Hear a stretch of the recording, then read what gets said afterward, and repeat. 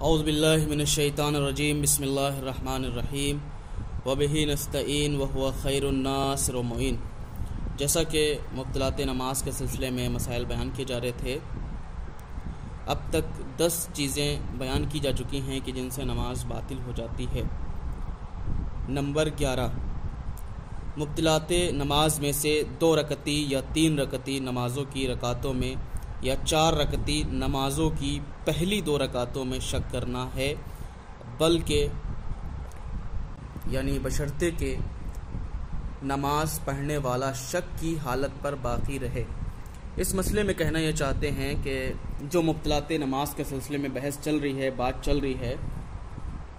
ان میں سے 11ویں چیز یہ ہے کہ انسان 2 رکعتی یا 3 رکعتی نمازوں کے بارے میں شک کرے تو ایسی صورت میں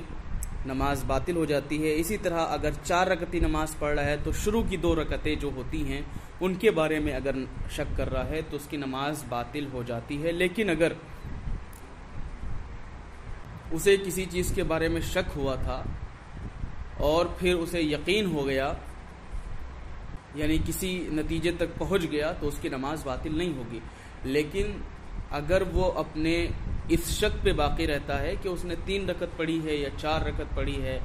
2 رکعت پڑھی ہے یا 1 رکعت پڑھی ہے، تو ایسی صورت میں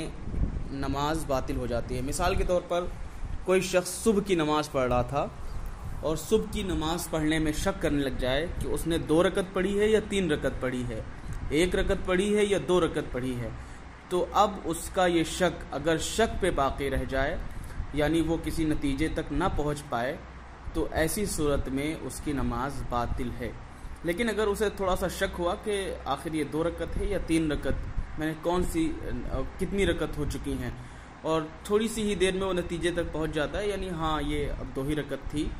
دوسری رکعت ہی تھی، تو وہ نماز تمام کر دے گا، تو اس کی نماز صحیح رہے گی۔ اسی طرح 3 رکعتی نماز اگر کوئی پڑھ رہا ہے، مثال کے طور پہ مغرب کی نماز پڑھ رہا ہے، اب وہ شک کرنے لگ جائے کہ 2 رکعت ہوئی ہے یا 3 رکعت ہوئی ہے، یا پھر 3 رکعت ہوئی ہے یا 4 رکعت پڑھ لی ہے اس نے، تو ایسی صورت میں اگر کسی نتیجے تک پہنچ جائے، یعنی اسے یقین ہو جائے کہ ارے ہاں یہ تو 2 ہی رکعت پڑھی ہے، تو 1 رکعت اور پڑھ کے نماز کو تمام کرے گا، یعنی مغرب کی نماز پوری مکمل کرے گا۔ اسی طرح سے اگر 3 رکعت یا 4 رکعت کے بارے میں شک ہو رہا ہے، اگر وہ نتیجے تک پہنچ جائے کہ یہ 4 رکعت ہے، تو اس کی نماز تو ظاہر باطل ہو گئی۔ لیکن اگر 3 رکعت ہے تو ایسی صورت میں اس کو چاہیے کہ وہ نماز کو تمام کر دے گا، تو اس کی نماز صحیح رہے گی۔ لیکن اگر وہ شک پہ باقی رہے، وہ نتیجے تک پہنچ ہی نہ سکے کہ آخر یہ کون سی رکعت ہے، تو ایسی صورت میں نماز باطل ہو جاتی ہے۔ اسی طرح 4 رکعتی اگر نمازیں ہوں، یعنی ظہر کی، عصر کی، عشاء کی، جو 4 رکعتی نمازیں ہوتی ہیں، جن کے وقت پہ 4 رکعت نماز پڑھی جاتی ہے، مثال کے طور پر ظہر کے وقت 4 رکعت انسان کے لیے واجب ہے، عصر کے وقت 4 رکعت نماز پڑھنا واجب ہے، عشاء کے وقت 4 رکعت نماز پڑھنا واجب ہے۔ ان 4 رکعتی نمازوں میں شروع کی پہلی اور دوسری جو رکعتیں ہیں، اگر ان کے بارے میں انسان شک کر رہا ہے کہ یہ پہلی ہے یا دوسری، تو ایسی صورت میں اگر وہ شک پہ باقی رہے تو ایسی صورت میں اس کی نماز باطل ہو جاتی ہے۔ لیکن اگر وہ کسی نتیجے تک پہنچ جائے تو پھر نماز باطل نہیں ہوتی، نماز صحیح رہتی ہے، یعنی اسے استمرار رکھنا چاہیے، آگے پڑھنا چاہیے۔ یعنی اہم مسئلہ یہ ہے اس مبطلات کی جو 11ویں چیز ہے، اس میں یہ ہے کہ انسان اگر اپنے شک پہ باقی رہے تو اس کی نماز باطل ہوتی ہے۔ اگر شک سے یقین کی طرف چلا جائے، یعنی اسے تھوڑا سا یقین ہو جائے، تو پھر اس کی نماز باطل نہیں رہتی۔ اس کے بعد نمبر 12 میں مبطلات والی چیزوں کو بیان کر رہے ہیں کہ مبطلات نماز میں سے یہ بھی ہے کہ کوئی شخص نماز کا رکن جان بوجھ کر یا بھول کر کم کر دے، یا ایک ایسی چیز کو جو رکن نہیں ہے جان بوجھ کر گھٹائے،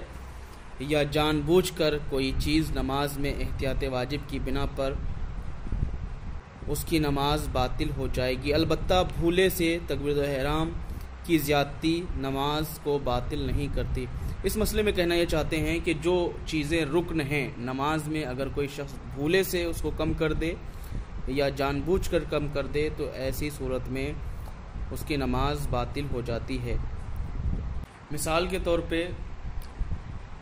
رکوع نماز کے لیے رکن ہے، دونوں سجدے نماز کے لیے رکن ہیں۔ اگر کوئی شخص بھولے سے دونوں سجدے بھول جائے تو ایسی صورت میں اس کی نماز باطل ہے۔ اسی طرح سے اگر کوئی رکوع بھول جائے یا نماز میں دونوں سجدے بھول جائے تو ایسی صورت میں نماز باطل ہو جاتی ہے۔ یا جو چیزیں نماز میں رکن نہیں ہیں اگر ان کو جان بوجھ کر اضافہ کر دے تو ایسی صورت میں بھی نماز باطل ہو جاتی ہے۔ یا اسی طرح سے جو چیزیں نماز میں رکن ہیں اگر ان کو بھولے سے یا جان بوجھ کر بڑھا دے تب بھی نماز باطل ہو جائے گی۔ جیسا کہ ابھی بتایا تھا اوپر اسی مسئلے میں کہ اگر کوئی شخص جان بوجھ کر یا بھولے سے رکن کو ترک کر دے، چھوڑ دے، بھول جائے تو اس کی نماز باطل ہو جاتی ہے۔ جیسا کہ دونوں سجدے بھول جائے تو نماز باطل ہو جائے گی۔ لیکن اسی طرح اگر اضافہ کر دے یعنی 2 سجدے بڑھا دے، جان بوجھ کے ہو یا غلطی سے ہو، پھر بھی اس کی نماز باطل ہو جائے گی۔ لیکن تکبیرۃ الاحرام اگر کوئی شخص تکبیرۃ الاحرام کا اضافہ کر دے تو احتیاط کی بنا پر، جیسا کہ بتایا گیا تھا کہ نماز باطل ہو جاتی ہے، لیکن تکبیرۃ الاحرام اگر اضافی ہو جائے بھولے سے تو ایسی صورت میں نماز باطل نہیں ہوتی۔ یعنی اگر رکن کا اضافہ ہو جائے نماز میں تو ایسی صورت میں جان بوجھ کے ہو یا غلطی سے تو نماز باطل ہو جائے گی، لیکن اگر تکبیرۃ الاحرام کا اضافہ ہو جائے تو ایسی صورت میں نماز باطل نہیں ہوتی۔ لیکن اگر کوئی جان بوجھ کے تکبیرۃ الاحرام کا اضافہ کرتا ہے تو نماز باطل ہو جائے گی، لیکن بھولے سے اگر ہو جائے تو نماز باطل نہیں ہوتی۔ مسئلہ نمبر 1165، اگر کوئی شخص نماز کے بعد شک کرے کہ دوران نماز اس نے کوئی ایسا کام کیا یا نہیں جو نماز کو باطل کرتا ہو تو اس کی نماز صحیح ہے۔ اس مسئلے میں کہنا یہ چاہتے ہیں کہ اگر کوئی شخص نماز کے درمیان شک کر رہا ہو تو وہ اپنے شک کی پرواہ کرے گا، یعنی اسے کیا کرنا چاہیے،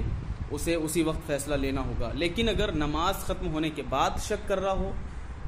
تو اب یہاں پہ اپنے شک کی پرواہ نہیں کرے گا، اس کی نماز صحیح رہے گی۔ مثال کے طور پہ وہ نماز پڑھ چکا ہے، اب وہ شک کر رہا ہے پتہ نہیں میں نے سجدہ کیا تھا یا نہیں کیا تھا، کہیں میں نے سجدے کا اضافہ تو نہیں کر دیا۔ یہ ساری چیزیں اگر نماز ختم ہونے کے بعد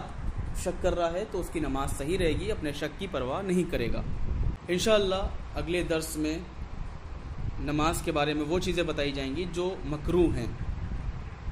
خداوند عالم سے یہی دعا ہے کہ خداوند عالم ہم سب کو زیادہ سے زیادہ علم حاصل کرنے کی توفیق عطا فرمائے اور اس پہ عمل پیرا ہونے کی توفیق عطا فرمائے۔ وآخر دعوانا ان الحمدللہ رب العالمین۔